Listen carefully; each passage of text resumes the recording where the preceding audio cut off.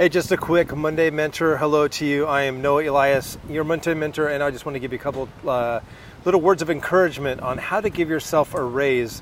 I'm coming to you live from the beautiful Washington, D.C. area this week as I'm traveling with my family, so we're having a great time. But I wanted to tell you exactly how it was. I was able to get more time in my life, more freedom, and just a lot less stress. Chantel and I did an exercise that was called Operation Simplify, and it was a period and a season inside of our life where we decided to minimize and the power of elimination. It's a great discipline to learn. Most people are living this life where they feel like they have to get and constantly acquire in order to get comfortable. And they find their identity in that, and I know for a long time we did, just before the recession, of I'm being a good father and I'm being a good husband if I'm going to provide. And that is a carrot that gets dangled in our society for men, especially. I wanted to lead my family. I wanted to provide for my family. I thought by doing so that I was going to be providing them a better life. And in actuality, what that did was that created more to manage, which meant I had to work more. And it also meant that I was going to have to take care of more things.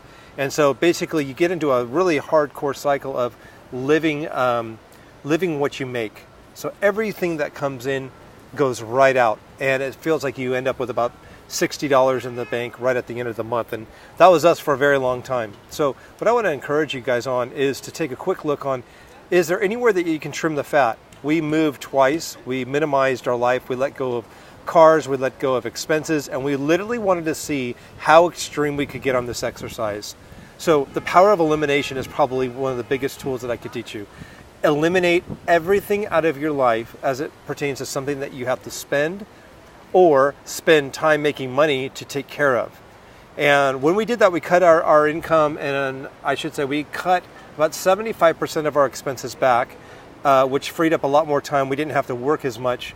And then we started back leading where did we want to spend our time and our money on what really mattered and what mattered most to us. And that was memories with our children and less time at work. So it meant more time with our kids because we only have them for a little bit of time. So I can tell you exactly what that looked like for us.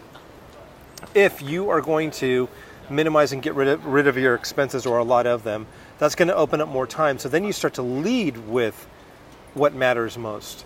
And if that means more memories with your kids, maybe that's building on some trips. We took on this family vacation.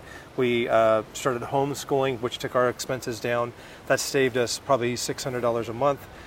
Then we're able to pour that into traveling and stewarding that and taking care of our kids as it pertained to our education. So that's just one example. Another one might be what you drive. Another one might be where you live. Are you willing to move in with your parents if it means that you're going to give yourself that big of a raise that then pays off debt and then frees up more time?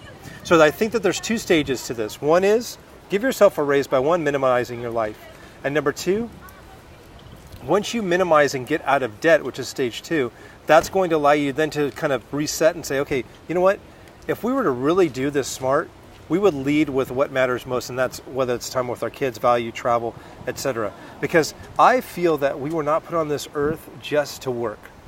And I felt myself getting into that cycle, and I know you don't want to be doing that too, but we can't find our identity and what we do and our purpose just in where we earn a dollar.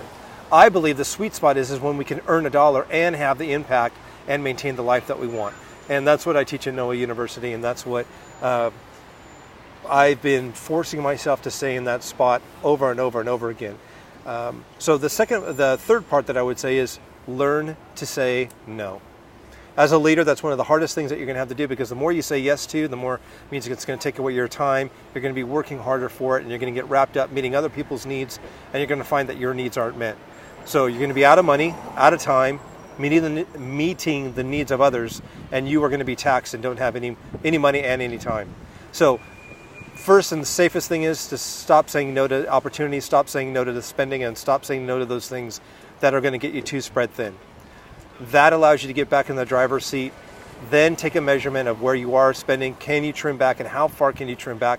And this is Chantel and I's our test. Were we willing to get life so small that we would go to the extreme of moving in with family and moving in with our parents, if it meant that we were going to get back and get whole and not be just making what we were living or living what we were making? So I hope this helps you. And if this is something that does help you, kind of is a little bit of thought provoking on some techniques and strategies for living life a lot smarter and a lot sweeter, I would encourage you to do those exercises. Chantel and I went on date night and thought, hey, if we don't want you working so much and being home with the kids, what's it going to look like? Where can we trim everything back? Because if that means a healthier life for our kids and us raising our kids, that's something that we wanted. When it came to building my dreams and starting new ventures, that meant that I was going to have to really be diligent on my time and how I structured and disciplined my time. So hope these techniques help you guys. Hope you have a great week. We're going to be jaunting around here in the beautiful DC area and seeing all these great monuments and build some memories with the kids. Hope you guys have a great week, and I'd love to hear a comment down below, and hope this helped you guys out a lot. Talk soon.